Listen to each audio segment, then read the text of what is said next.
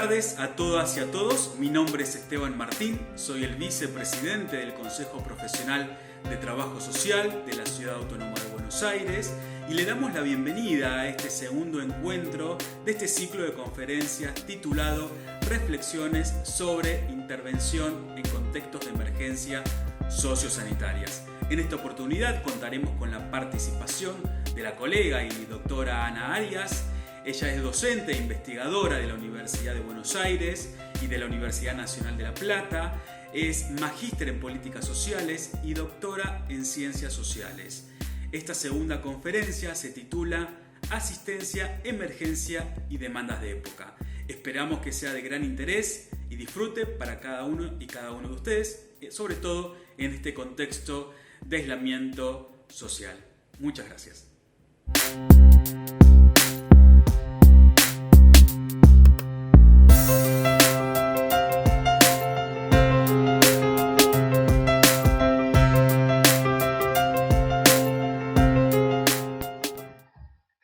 Bueno, bienvenidas, bienvenidos a este espacio generado por el Consejo Profesional. Yo estoy enormemente agradecida por la invitación que me han hecho y estoy muy motivada porque acabo de terminar de escuchar la conferencia de Estela Grassi que se subió ayer, hoy es 1 de mayo. También para mí es importante poder estar justo hoy, compartir. Sé que ustedes lo van a estar escuchando en un par de días, pero para mí es como importante estar hoy compartiendo esta discusión con ustedes, porque me parece como central, después lo voy a retomar en el marco de nuestra posición, nuestro encuadre como trabajadoras y trabajadores de lo social, en nuestra mayoría trabajadoras y trabajadores de lo público. Estoy muy motivada, les decía, porque acabo de terminar de escuchar la excelente conferencia que Estela Grassi compartió con el Consejo Profesional. Y quiero proponerles que trabajemos en este rato que ustedes están concediendo al espacio del Consejo y en particular a compartir conmigo, para trabajar alguna hipótesis de esto en este momento tan extraordinario en el que estamos a partir de la pandemia generada por el COVID.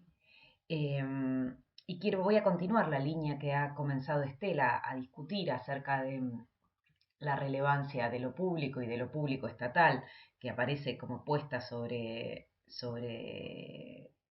la discusión en esta etapa. Y quiero reforzar esta hipótesis de que la epidemia muestra la importancia de lo público estatal, diciendo que esta es una etapa en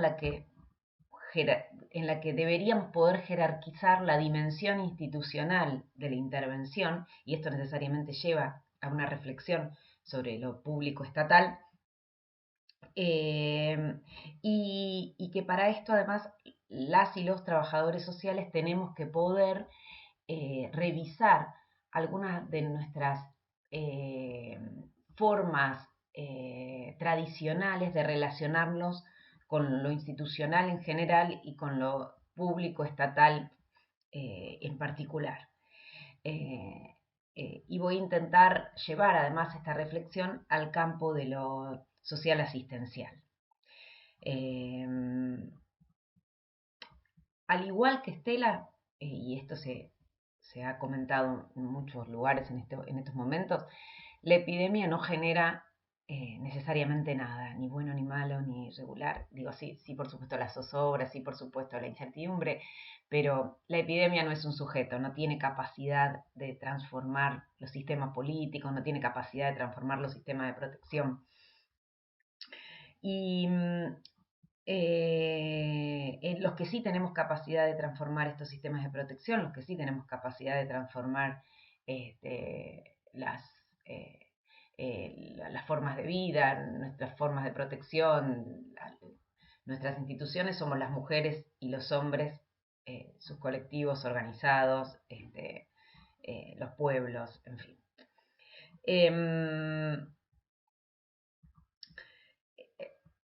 estoy en todo de acuerdo con que además, si uno puede decir, bueno, la situación de emergencia que forma parte del título de esta conferencia muestra la urgencia generada por la necesidad de intervención que genera este virus que no es tan letal como terriblemente contagioso. Em, pero lo que muestra, lo que aparece puesto sobre el carácter de la discusión de lo público, de la necesidad de intervención de lo público, son un conjunto de problemas que hacen a las formas de vida, a las formas de organización de lo común, a las formas de organización de lo público, que preceden por mucho al problema de la epidemia del COVID. ¿Qué quiero decir? El de financiamiento sanitario, la problemática durante todo el año, pero masivamente en los inviernos, de lo que implican las guardias y las internaciones hospitalarias, no es una novedad de esta etapa. O sea, hay que ser conscientes de esto. Estamos cuidándonos de no enfermarnos todos juntos porque estallaríamos el sistema. Todas las que trabajan en salud saben que este sistema estalló hace rato, ¿no? O sea, ya está, lo explicó muy bien Ana María Fernández en ese clásico libro de las instituciones estalladas. Pero sería aún más dramático. Fíjense que uno de los motivos por los cuales no se está pudiendo retomar la actividad productiva, por ejemplo, de algunas áreas, es el problema del transporte público, que no nace con la epidemia del COVID. Las personas hemos estado viajando en condiciones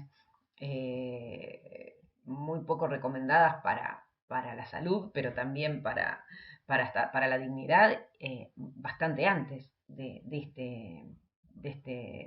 este problema. Bueno, ni hablar de lo carcelario.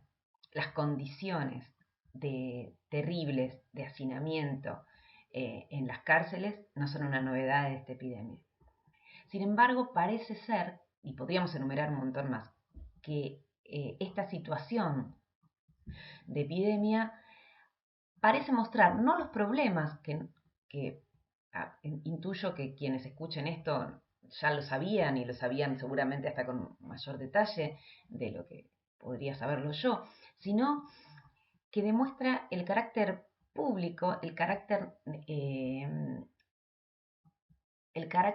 de incidencia sobre lo común que tienen estos problemas. Esto parece ser que incide sobre el conjunto de todos nosotros. El problema de lo carcelario no es un problema únicamente de las personas que se encuentran ahí, sino que sus condiciones pueden llegar a ponernos en riesgo a todos, porque si las personas que se encuentran encerradas se enfermaran masivamente, se tendrían que internar en los institutos, en los hospitales, ocuparían todos estos lugares y esto pondría en riesgo la posibilidad del conjunto. ¿Qué quiero decir con esto? No estoy para nada minimizando el problema carcelario. Lo que estoy demostrando es que esta situación del COVID termina mostrando la interrelación que como sociedad tenemos. Esto Estela lo explicó de una manera magistral antes.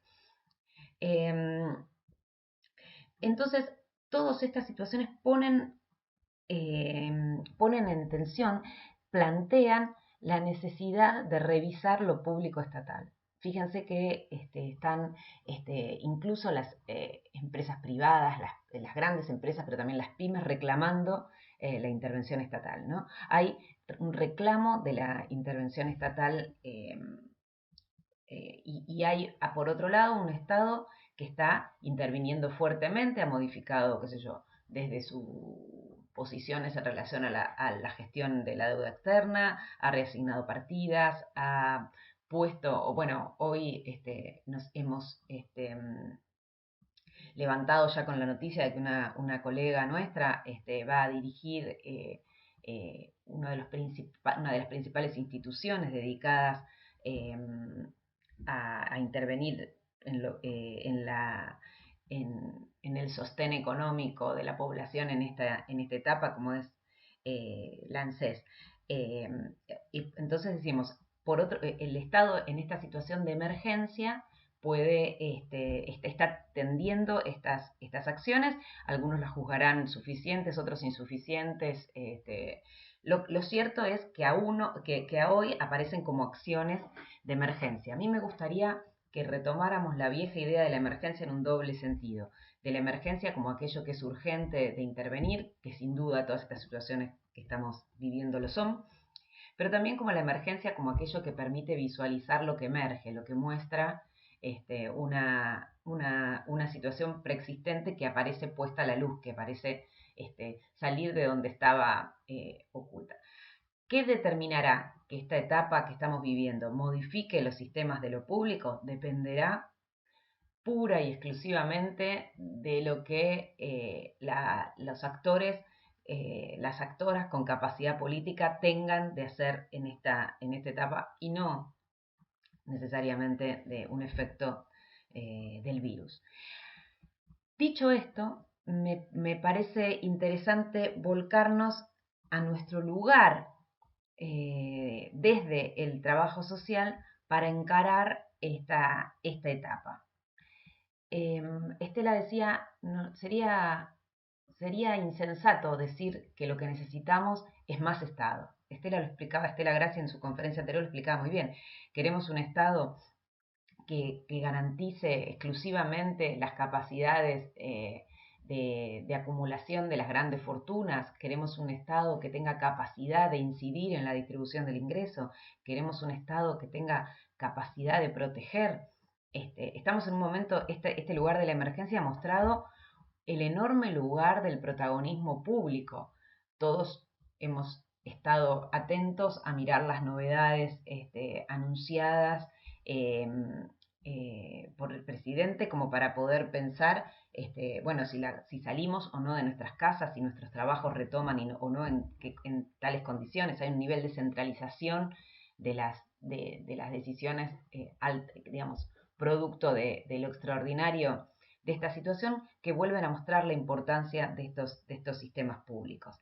Ahora, si esto nosotros lo tomamos como un momento que posibilitaría discutir el lugar de los sistemas públicos para regular la vida común de otra manera, para regular la vida común de maneras que garanticen mejores condiciones de protección, y esto implicaría que de esta epidemia nosotros pudiéramos salir con sistemas más fortalecidos en las áreas más centrales para la vida, y además en muchas de las que los trabajadores sociales tenemos incidencia.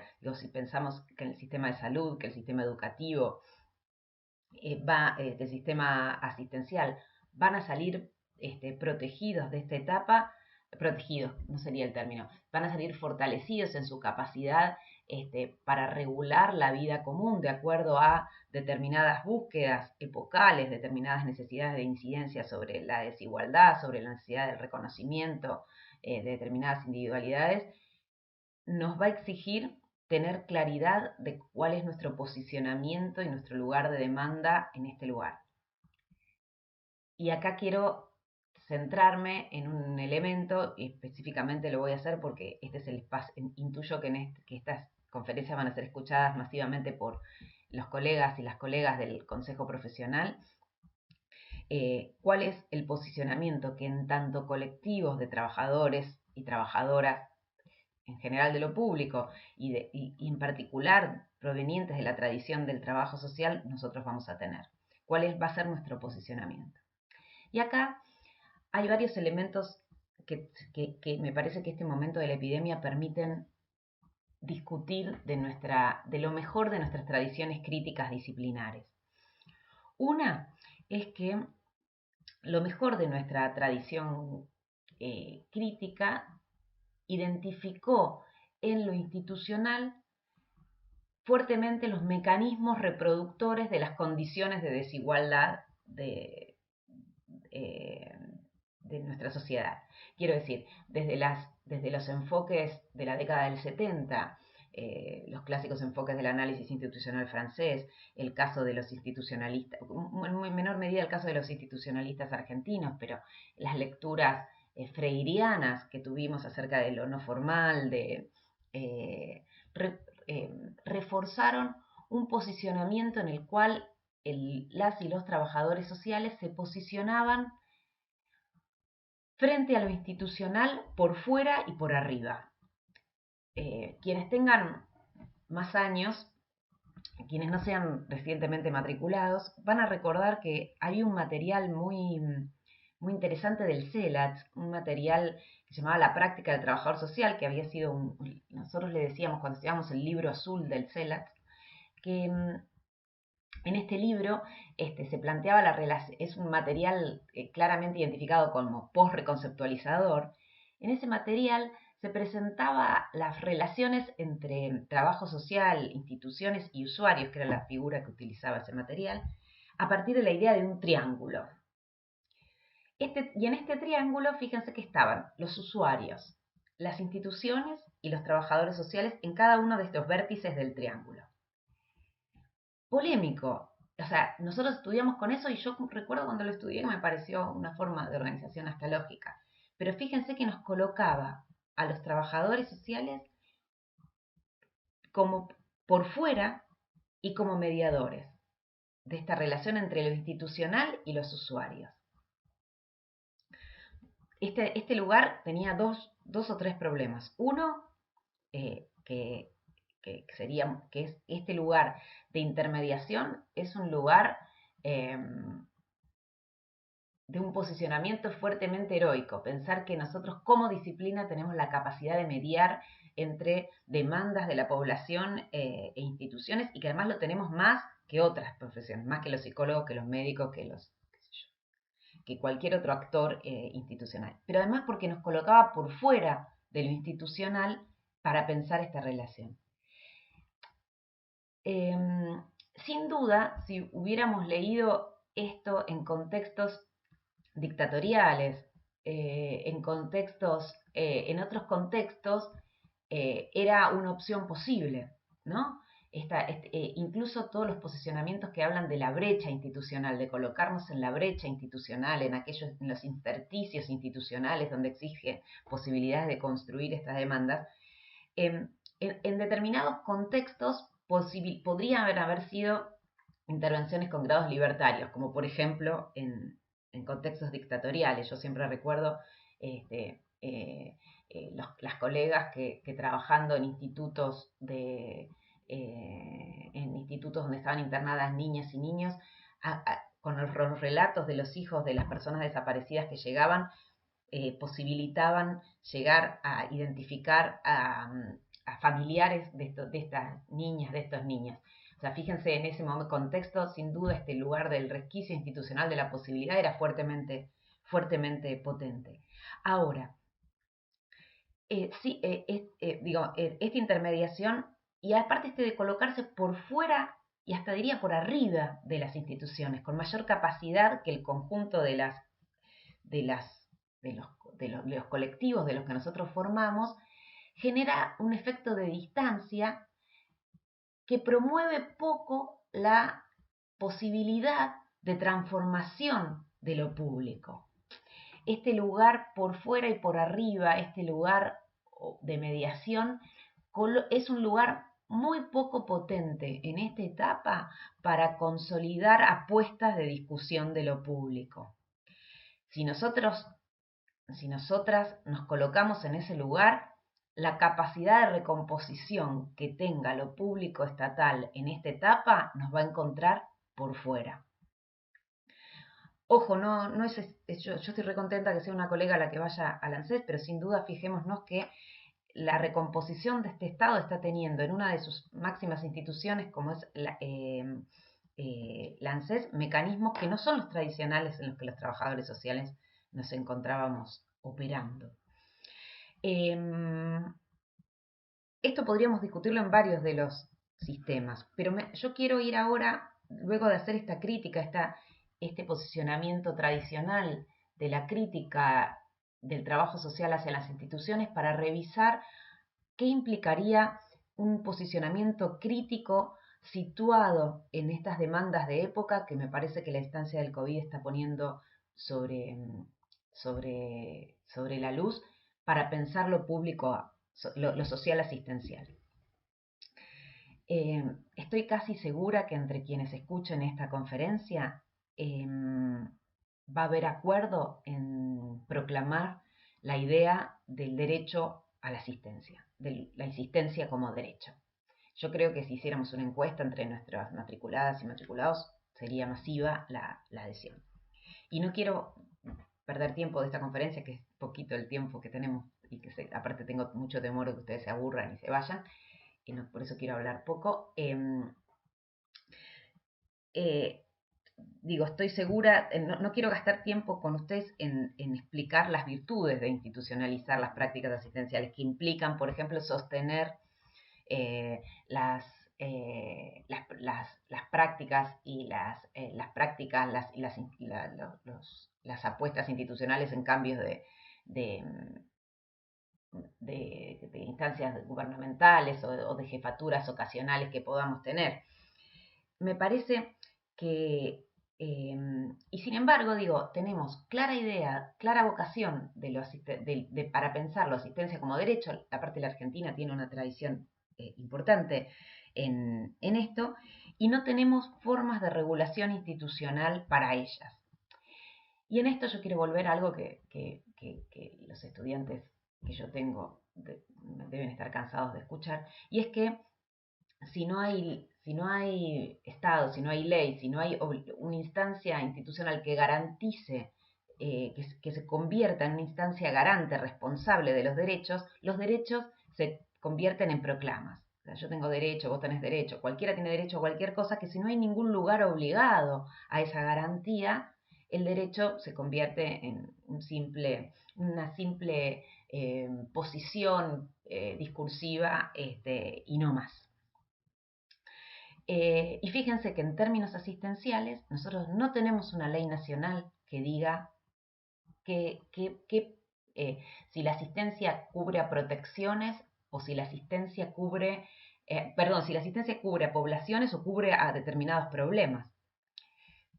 El COVID no nos podrá permitir dar esta discusión de que necesitamos institucionalizar un sistema nacional asistencial que permita, por ejemplo, discutir lo federal de la asistencia. ¿Quién es responsable de la asistencia? ¿La nación, las provincias, los municipios? ¿Cómo se plantea desde lo público estatal la relación con las organizaciones sociales? Si esto no se encuentra institucionalizado, lo que hay es que las prácticas asistenciales son resultados de la voluntad o de la situación del conflicto, de la capacidad de operación de organizaciones sociales, intendentes, gobernadores, y esto genera fuertes desequilibrios territoriales para pensar estas prácticas, coloca lo asistencial en el plano del resultado de la puja política coyuntural, y esto va en desmedro de la idea de derecho. Y esto no es un problema de voluntad de los actores que se asocian, que disputan la escena. Es un problema de pensarlo, de pensarlo desde un lugar estatal. Nosotros necesitamos pensar a lo público asistencial como derecho, y si es un derecho debemos pensar cuál es la forma estatal de protección de este derecho que nosotros queremos disputar, construir o demás. Sin duda hay algunas dificultades enormes para pensar esto entre aquellos que plantean que no hay que institucionalizar la asistencia porque debe ser el trabajo formal y protegido el que cubra el que cubra los problemas asociados a las diversas situaciones de vulnerabilidad social. Y ahí me parece que uno entra en un falso dilema. O sea, si es la opción por el trabajo protegido,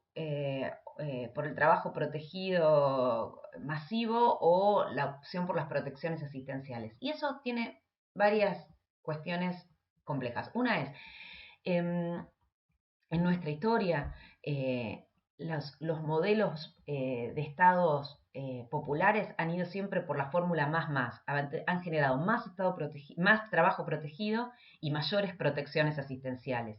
ha sido las etapas neoliberales que han planteado a lo asistencial como reemplazo de las acciones de protección asociadas al trabajo. Esto es, caer en eso es pensamiento neoliberal full. Nosotros tenemos que avanzar en un modelo de búsqueda de más protección asistencial, más Estado protegido. Además, fíjense, en este momento lo que muestra el COVID, casi 9 millones de argentinas y argentinos están demandando el ingreso familiar de emergencia. Fíjense, somos 44 millones. ¿Cuántos? O sea, la proporción de argentinas, argentinos que se encuentran, fíjense que ahí por fuera les quedan todas las niñas y los niños. O sea, es enorme la cantidad de población que se encuentra por fuera de las protecciones laborales tradicionales. Pero además, incluso los protegidos por las relaciones laborales también en determinados momentos requieren de lo asistencial. Pensar que lo asistencial es solo para aquellos que quedan, que se encuentran en condiciones de pobreza, me parece que no sería lo recomendable en términos de avance en esta etapa. Ahora, nosotros en esta apuesta por la institucionalización de la asistencia tenemos que colocarnos desde adentro, desde adentro de lo institucional, porque no nos podemos posicionar como un actor externo. Nosotros tenemos que poder reclamar y disputar protagonismo para el debate de lo público estatal. Acaba de entrar mi hijita más chiquita. Salió. Cerra la puerta, Josefina. Esta necesidad, perdón, me desconcentré un poquito. Esta necesidad nos tiene que llevar a reflexionar a nosotras y a nosotros sobre nuestras formas de lectura de lo institucional y discutir entre nosotras y nosotros si existe, cómo es un posicionamiento crítico, en el mejor de lo que nuestras tradiciones críticas han planteado, que pueda colocar a la consolidación de determinadas prácticas institucionales, que no son cualquiera, que son las que entendemos que demanda esta etapa histórica de lo público estatal, esta etapa histórica de disputa de derechos sociales, cómo nos coloca críticamente produciendo algo que Mariana Cantarelli y Sebastián Abad denominaron pensamiento estatal. Si nosotros no tenemos capacidad de disputar en ese nivel, la disputa por la consolidación de los sistemas asistenciales para mejorarlos, para poder hacerlos efectivamente derechos, se pierde. Y si esa disputa la perdemos, la idea del derecho a la asistencia la perdemos en ese mismo momento. No existe derecho a la asistencia sin capacidad de un sistema institucional público que lo regule. Y ante acá otro dilema: si institucionaliza un sistema público, desmerecerá la participación de los colectivos, de los colectivos organizados, de los movimientos sociales. Y esa es otra disyuntiva, pensar que necesitamos esa disyuntiva de pensar que un Estado consolidado, institucionalizado, supone menor protagonismo, me parece que, o viceversa, que mayor protagonismo de organizaciones sociales suponen opciones públicas deterioradas. Me parece que es un falso dilema, y nosotros tenemos que poder avanzar también en ese sentido, en un modelo de mayor protagonismo social, mayor protagonismo de las organizaciones, de las y los pobladores de los distintos territorios, y mayor institucionalización de la asistencia. Pensar que la ausencia de institucionalidad genera mejores posibilidades de participación social me parece sumamente errado, y me parece sumamente suicida para pensar la idea de derecho a la asistencial. Así que bueno, cierro con esto, retomando esta hipótesis de que esta etapa nos posibilita nos posibilita una reflexión que mejore nuestra posibilidad de la disputa de la institucionalización de lo público en general y de lo social asistencial en particular, y que para esto requiere que las y los trabajadores sociales trabajemos sobre nuestras formas de lectura de lo institucional, de nuestra forma de posición frente a lo público estatal, y que podamos discutir cuál es en esta etapa la construcción de la crítica en la idea de la apuesta a los derechos sociales. Bueno, espero que hayan aguantado hasta aquí y agradezco nuevamente a las colegas y los colegas del Consejo por la invitación.